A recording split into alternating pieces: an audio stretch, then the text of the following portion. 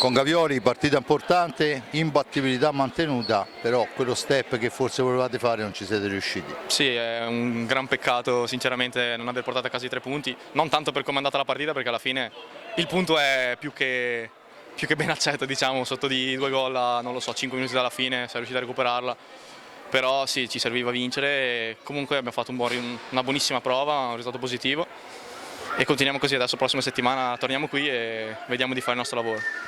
Dal tristino di Bertolucci abbiamo visto forse un po' più di libertà, un po' meno rigida la squadra, mi sembra che insomma il Tiago vi dà un po' più di libertà là davanti, abbiamo visto un Gavioli che scorrazzava in maniera infinita. No, beh, anche con Ale eravamo molto liberi di giocare al nostro gioco. Sì, Tiago ci ha dato il suo sistema di gioco, noi stiamo ancora migliorando settimana dopo settimana e semplicemente è una squadra diversa, un allenatore diverso, tutto diverso, non c'entra niente l'uno con l'altra e va bene così, stiamo facendo il nostro percorso e cerchiamo di portare alla fine quello che conta, cioè altri titoli nella bacheca della nostra squadra.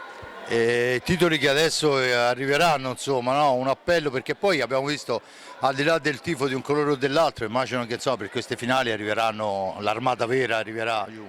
Glielo diciamo qualcosa? Sì, sì, l'armata tresinese stasera ha risposto presente, sono sicuro che per le finali di Coppa Italia risponderà presente, come anche il palazzetto di Forte dei Marmi, era un gran bel palazzetto stasera.